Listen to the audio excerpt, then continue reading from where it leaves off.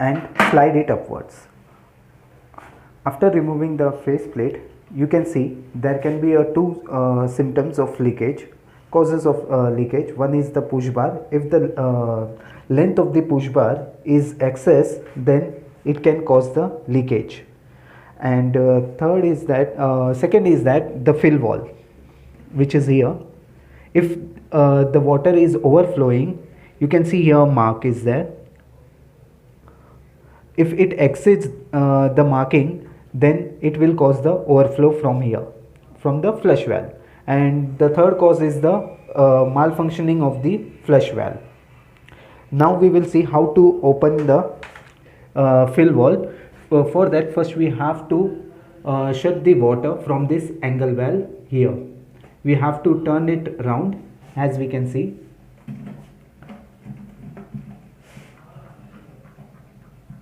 Now the water supply has been closed. Now we have to open this bracket in order to remove the fill valve. In order to remove this bracket, we have to use the screwdriver.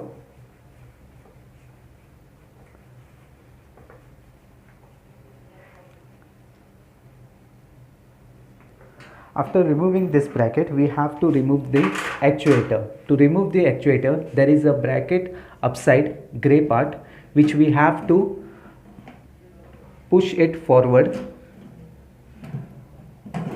and just have to click it out. This is the button which holds the bracket.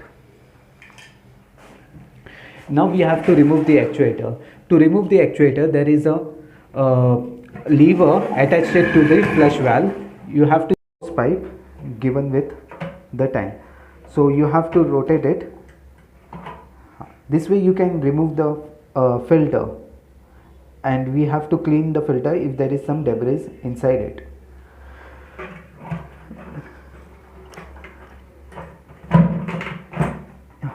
This way you can remove the fill valve. This is the adjustment. In case of overflow, you can adjust this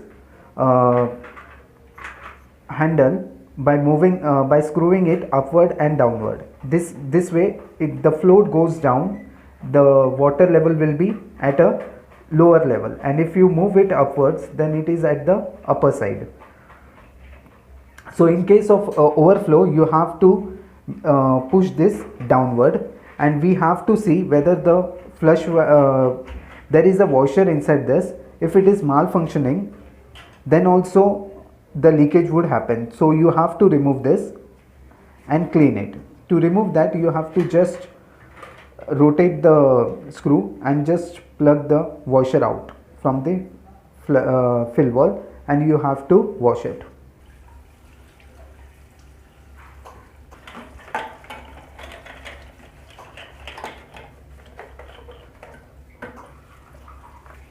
To refix the washer, we have to place this washer here properly. The upside has a little bit hole here. You can see this way you have to place the washer. You shouldn't place it on the reverse way. Okay, then we have to place this nut this way, and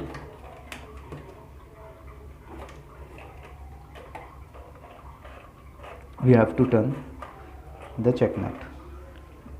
Okay, this way we can clean the fill valve, and if there is a leakage or issue with the fill valve, that can be remove the flush valve. And if there is a leakage because of the flush valve, how we can rectify. To remove the flush valve, there is another bracket which is just above the flush valve. We have to press it. This is a pressing. Okay, you just have to press and lift it upwards. To remove the flush valve, you have to just pull it upward, then bend this lever, both the lever, and slide the flush valve at one side. To remove the flush valve, we have to slide it one way and remove this way. Okay, now we have to clean this flush valve. This is a gasket because of which the continuous leakage can happen. You have to clean it properly. In case of any bubbles in that, we can remove this gasket and place it on the other way. So basically we have to clean this. There can be a scenario where this valve is getting this lever would be getting stuck, so for that you have to clean this properly.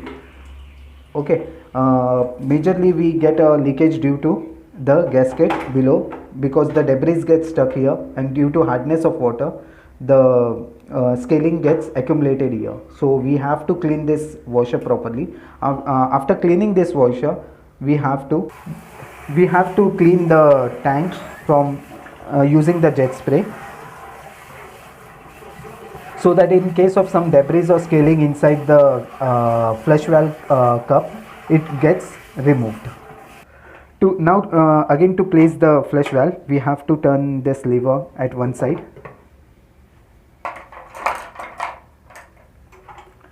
then slide the flush valve in one of the ends of the tank.